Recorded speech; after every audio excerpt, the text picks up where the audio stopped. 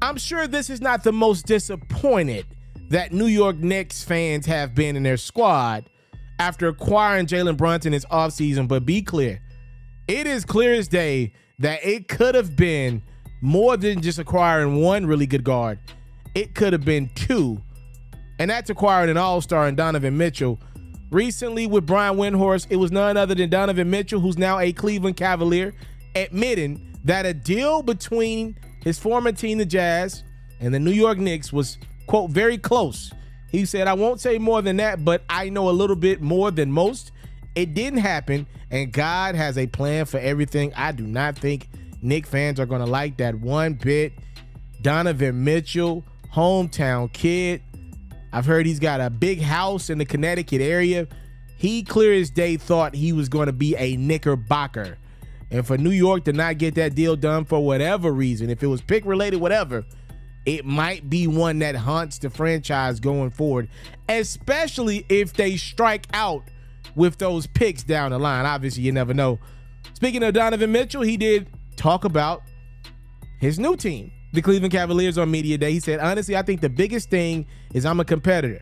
I'm a winner. I've made the playoffs every year. Ultimately, I haven't gotten to the end goal, but that's what I'm looking to do here. I think my goals align with our team goals, which makes things easier. But for me, it's no secret that I haven't won. We didn't win in Utah. We didn't get the job done as a group.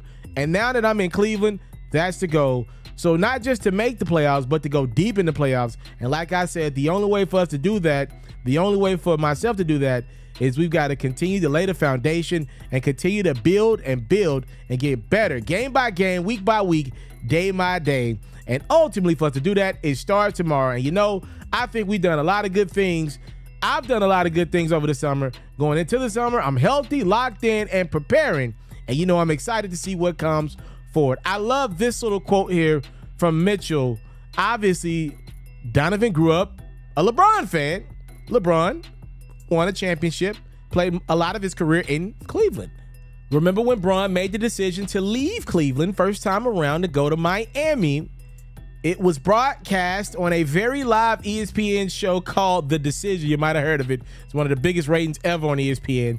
Well, Donovan Mitchell was 13 years old at the time, a student at Greenwich Country Day School.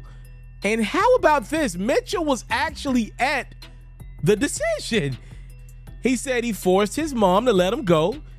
He wanted Bron at the time to play for the Miami Heat. Said he wanted Bron to get his first ring. Mitchell admitted that a lot of the Knick fans that were there at The Decision were not happy. Apparently, Donovan almost got hit in the head with a Snapple bottle because the Knick fans were very upset at LeBron not choosing New York at the time. But just so be it, neither did Mitchell end up on the New York Knickerbockers. Mitchell said he was celebrating, so it was pretty cool. How about that? Look how things can come full circle. Now Donovan Mitchell is playing for the same franchise that he wanted LeBron James to leave so many years ago. Thank y'all so much. Time, love, support is what your boy will never take for granted. Please let me know, what are your expectations for this new look Cavs team? Rookie Evan Mobley's going to be back.